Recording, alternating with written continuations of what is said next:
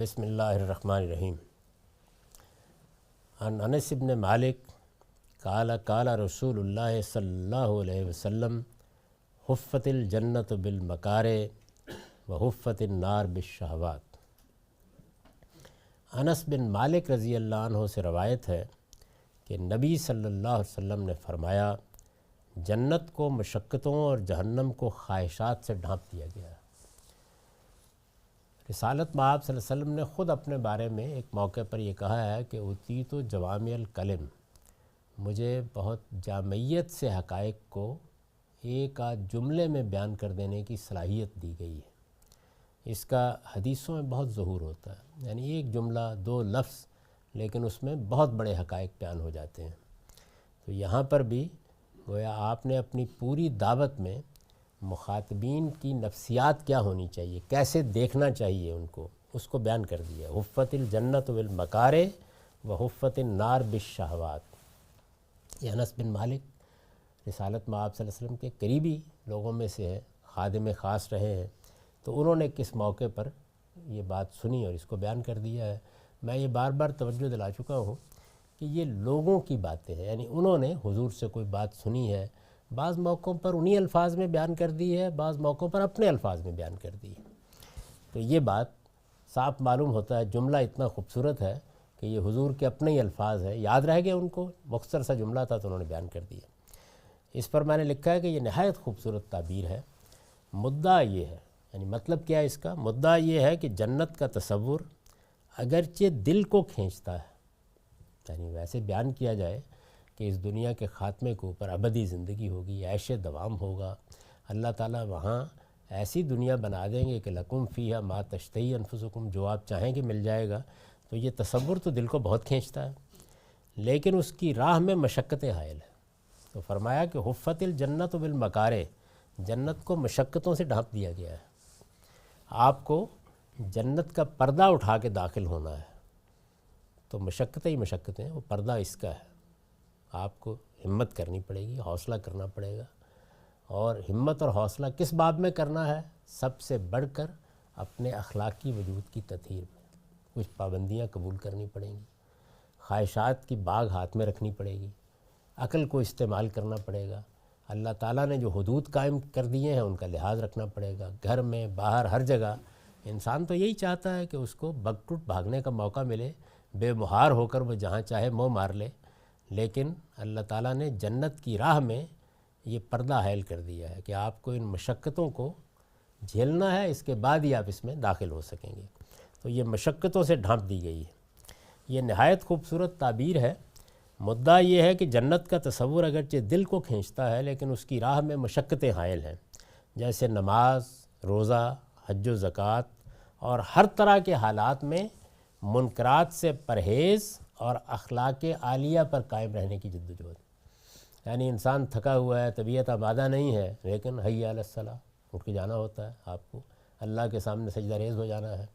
آدمی محسوس کرتا ہے کہ ذرا جھوٹ بول دوں لاکھوں کروڑوں کا فائدہ ہو جائے گا، کسی کو فریب دے دوں بہت کچھ حاصل ہو جائے گا، لیکن عاطف غیبی پکارتا ہے کہ یہ کام نہیں کر سکتے، تمہیں اعلیٰ اخلاق پر قائم رہنا ہے۔ اسی طرح منکرات سے پرہیز۔ منکرات کیا ہیں؟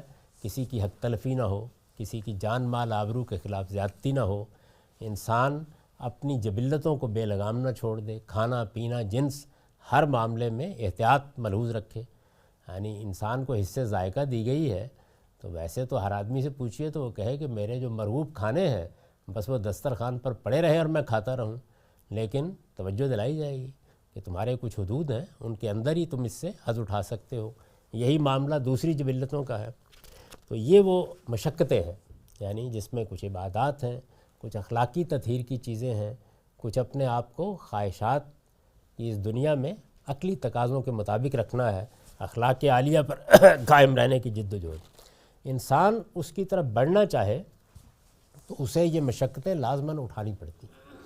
یعنی جنت میں آپ محض ایک نعت پڑھ کے نہیں جا سکتے، محض عشق رسول قسم کے الفاظ بول کر نہیں جا سکتے، آپ کو ان مشقتوں سے گزرنا ہے ہر حال میں۔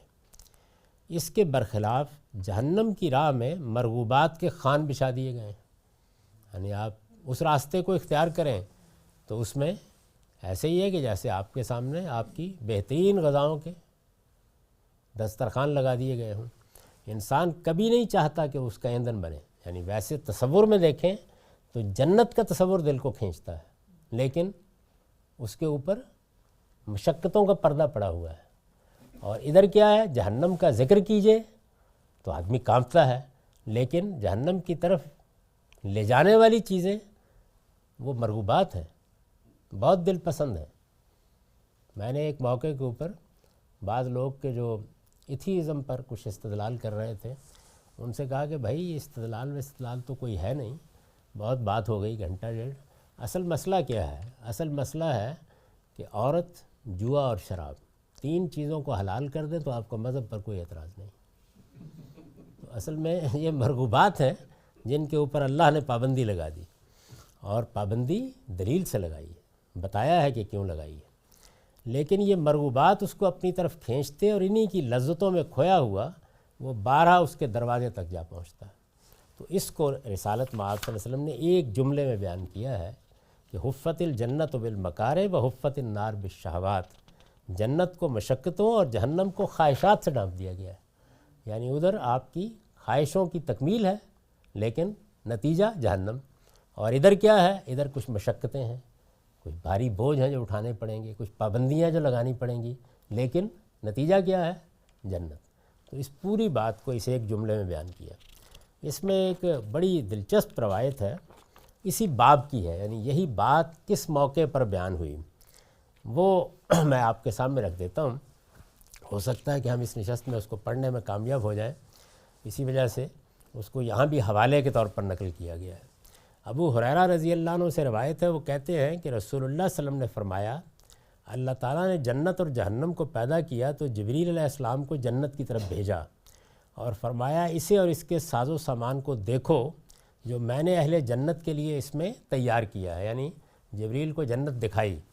وہ گئے، اس کو دیکھ کر واپس آئے اور عرض کیا، پروردگار تیری عزت کی قسم، اس کے بارے میں جو بھی سنے گا اس میں داخل ہوئے بغیر نہ رہے گا، یعنی ان کو بھی بہت خوبصورت لگی۔ پھر اللہ نے اس کے متعلق حکم دیا اور وہ دشوار اور ناپسندیدہ چیزوں سے ڈھانپ دی گئی۔ اللہ تعالیٰ نے فرمایا، جاؤ اسے اور اس کی سب چیزوں کو ایک مرتبہ پھر دیکھو جو میں نے اہل جنت کے لیے اس میں تیار کی ہیں۔ جبریل نے اس کو دیکھا تو وہ دشوار اور ناپسندیدہ چیزوں سے ڈھانپی جا چکی تھی۔ چنانچہ وہ آئے اور عرض کیا، تیری عزت کی قسم مجھے اندیشہ ہے کہ اب اس میں کوئی شخص داخل نہ ہو سکے۔